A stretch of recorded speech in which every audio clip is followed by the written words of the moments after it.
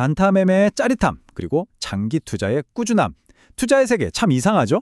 왜 이렇게 서로 다른 두 목소리가 항상 우리를 헷갈리게 하는 걸까요? 자, 오늘 그 시끄러운 소음 속에서 여러분만의 길, 바로 그 투자 북극성을 어떻게 찾을 수 있을지 한번 제대로 파헤쳐 보겠습니다. 자, 한번 보세요. 한쪽에서는 실적 쇼크다, 지금이 바로 패턴이다 하면서 매일매일 사고 팔라고 우리를 막 부추기죠. 그런데 또 다른 쪽에서는 복리의 힘을 믿어라, 10년은 그냥 묻어둬라 이렇게 말하잖아요. 이건 뭐 완전히 다른 규칙을 가진 게임 같아요. 하나는 단거리 달리기, 다른 하나는 마라톤이랄까요?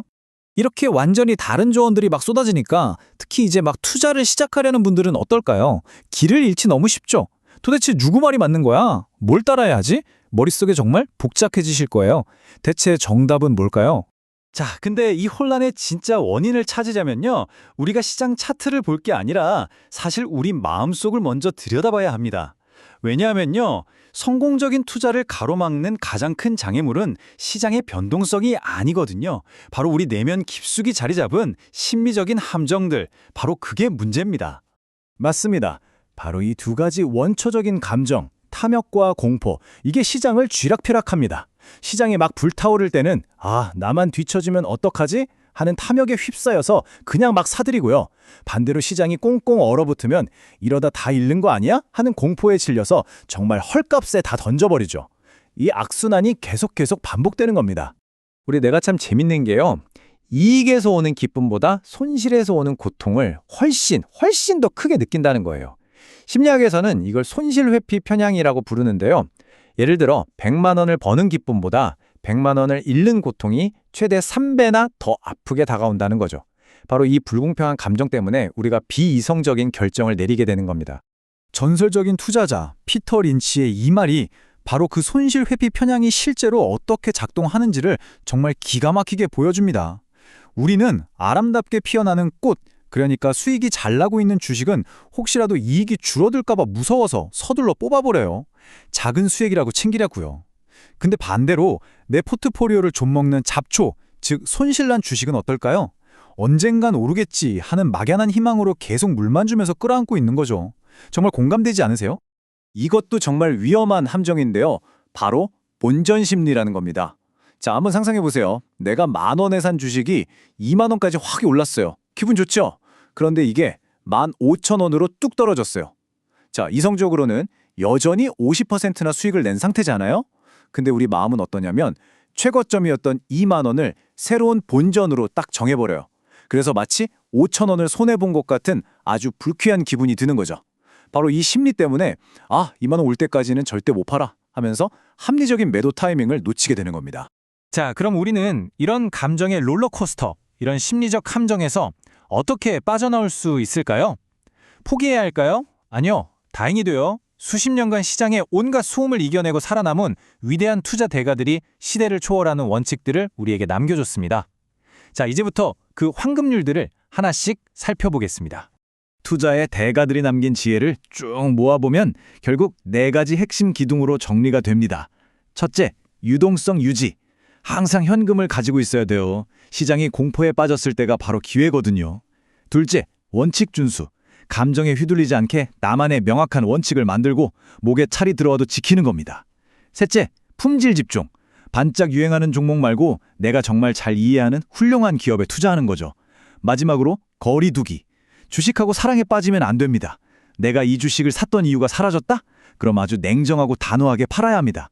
이 4가지가 여러분의 소중한 자산을 지켜줄 튼튼한 방패가 될 겁니다. 이 밀짚 모자는 겨울에 사라는 오래된 격언, 정말 유명하죠? 이게 바로 역발상 투자의 핵심을 담고 있습니다. 생각해보세요. 모두가 추워서 털모자를 찾을 때 아무도 안 쳐다보는 밀짚 모자를 사는 거예요. 마찬가지로 최고의 투자 기회는 아주 훌륭한 자산이 시장에서 완전히 외면받아서 헐값에 거래될 때, 바로 그때 찾아온다는 아주 깊은 뜻을 담고 있습니다. 자, 근데 이렇게 훌륭한 원칙들을 그냥 머리로만 아는 걸로는 부족하겠죠. 진짜 중요한 건 이걸 어떻게 내 몸에 딱 맞는 투자 습관으로 만드냐 하는 겁니다. 지금부터는 이 원칙들을 여러분이 매일매일 실천할 수 있는 아주 구체적인 도구와 전략으로 한번 바꿔보겠습니다. 시장이 떨어진다고 해서 너무 겁먹을 필요가 전혀 없습니다. 꾸준히 기계적으로 투자하는 사람한테 하락장은 오히려 엄청난 기회예요. 자, 이 표를 한번 보세요. 주가가 10,000원에서 5,000원으로 반토막 났을 때 똑같은 10만 원으로 주식을 2배나 더 많이 살 수 있었죠. 그 결과 내 평균 매입 단가는 10,000원도 5,000원도 아닌 7,500원으로 확 낮아졌습니다. 시장 하락은 재앙이 아니라 내가 좋아하는 주식을 더 싸게 살 수 있는 박앤세의 기간인 셈이죠. 그래서 아주 중요한 게 바로 이 3개의 주머니 시스템입니다. 여러분의 돈을 목적에 맞게 3개의 주머니로 딱 나눠서 관리하는 거예요. 첫 번째 주머니는 흐름 계좌. 이건 월급 들어오고 카드값 나가고 하는 생활비를 위한 운영 자금이고요. 두 번째 주머니는 안전망. 갑자기 아프거나 차가 고장나거나 하는 예상치 못한 일을 대비한 비상금입니다. 이 주머니의 가장 중요한 목표는 여러분의 투자를 지키는 거예요. 그리고 마지막, 가장 중요한 세 번째 주머니가 바로 성장 인진. 이게 여러분의 장기 투자 포트폴리오입니다.